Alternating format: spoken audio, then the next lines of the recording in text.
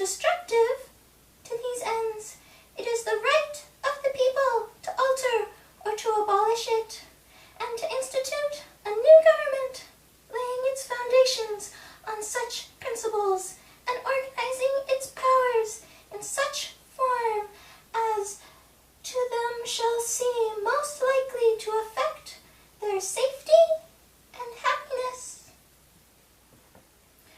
Prudence indeed will dictate that governments long established should not be changed for light and transient causes, and accordingly all experiences hath shown that mankind are more disposed to suffer evils while sufferable than to right themselves by abolishing forms to which they are accustomed.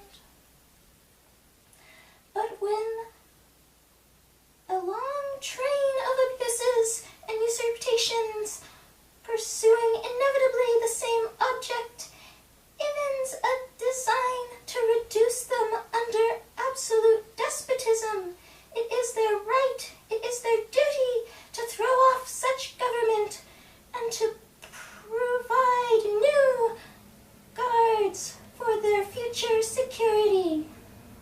Such has been the pattern, patient suffering of the colonies, and such is now the necessity which constrains them to alter their former system of government. The history of the present King of Great Britain is a history of repeated injuries and usurpations, all having in direct object the establishment of the absolute tyranny over these states. To prove this, let facts be submitted to a candid world. He hath refused his assent to laws in the most wholesome and necessary for the public good.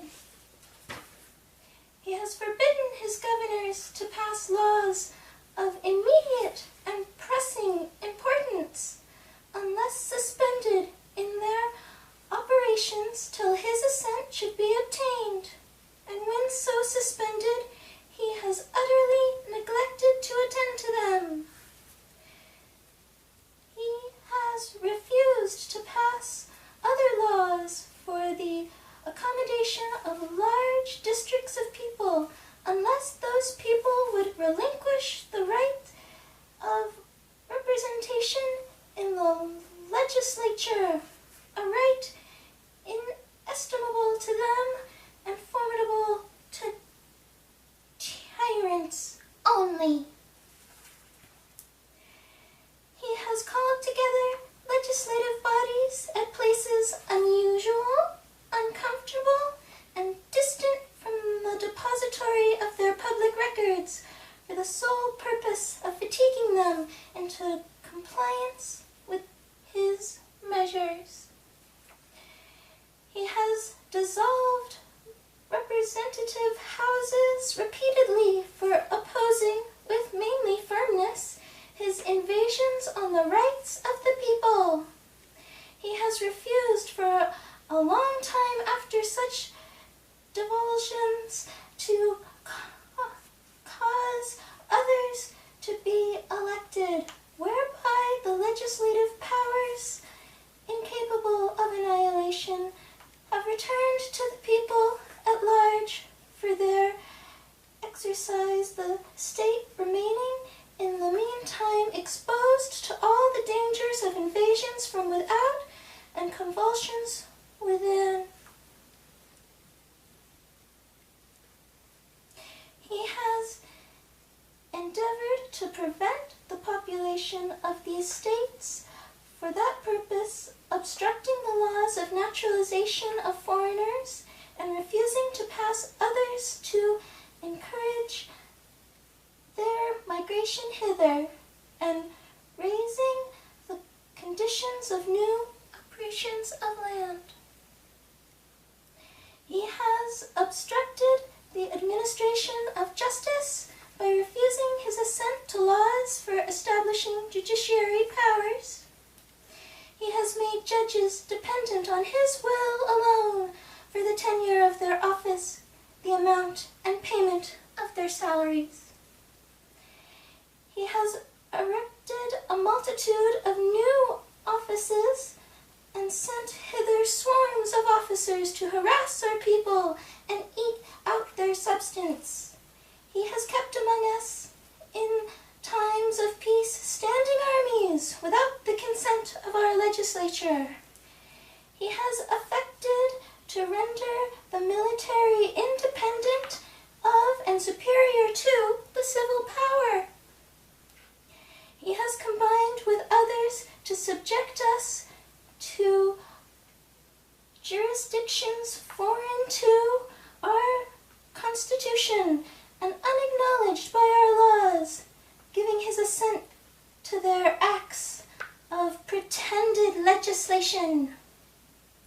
He has quartered large bodies of armed troops among us, for protecting them by a mock trial from punishment for any murders which they should commit on the inhabitants of these states.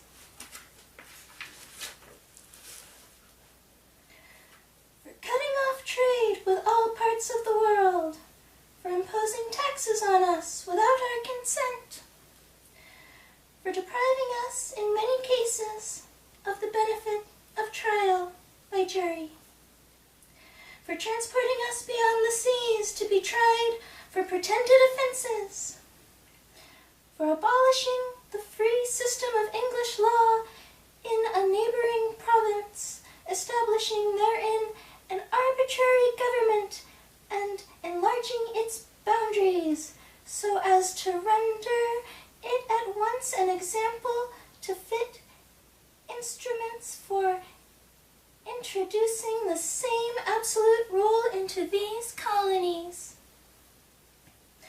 for taking away our charters, abolishing our most valuable laws, and altering fundamentally the forms of our government, for suspending our own legislatures and declaring themselves invested with power to legislate for us in all cases whatsoever. He has abdicated government here by declaring us out of his protection and waging war against us. He has plundered our seas, ravaged our coasts, burnt our towns, and destroyed the lives of our people. He is at this time transporting large armies of foreign mercenaries to complete the works of death, desolation, and tyranny already begun, with circumstances of cruelty and perfidy scarcely paralleled in the most barbarous ages, and totally unworthy the head of a civilized nation. He has constrained our fellow citizens taken captive on the high seas to bear arms against their country, to become the executioners of their friends and brethren, or to fall themselves by their hands. He has executed domestic insurrections among us, and has endeavored to bring on the inhabitants of our frontiers the malicious Indian savages, whose known role of warfare is an undistinguished destruction of all ages, sexes, and conditions. In every stage of this oppressions, we have petitioned for redress in the most humble of terms, by repeated petitions, have been answered only by repeated injury. A prince whose character is thus marked by every act which may define a tyrant is unfit to be the ruler of a free people. Nor have we been wanting in attentions to our British brethren. We have warned them from time to legislature to extend an unwarrantable jurisdiction over us. We have reminded them of the circumstances of our immigration and settlement here. We have appealed to their native justice and magnanimity. We have conjured them by the ties of our common kindred and to disavow these usurpations, which would inevitably interrupt our connections and correspondence. They too have been deaf to the voice of justice and consignity. We must therefore acquiesce in the necessity to which denounces our separation and hold them as we would the rest of mankind, enemies, in war, in peace, friends. We therefore, the representatives of the United States of America in General Congress, assembled, appealing to the Supreme Judge of the world for the restitute of our intentions, do, in the name and by the authority of the good people of these colonies, solemnly publish and declare that these united colonies are, and of right ought to be, free and independent states, that they are absolved from all alliance with British Crown, and that all political connections between them and the state of Great Britain is and ought to be totally dissolved, and that as free and independent states shall have full power to levy war, conclude peace, contract alliances, establish commerce, and do all other acts and things which independent states may of right do. And for the support of this declaration, with a firm reliance on the protection of divine providence, we mutually pledge to each other our lives, our fortunes, and our sacred honor. Signed by and in behalf of Congress, John Hancock, President. Attested, Charles Thompson, Secretary. And then there's a lot of other people who signed it.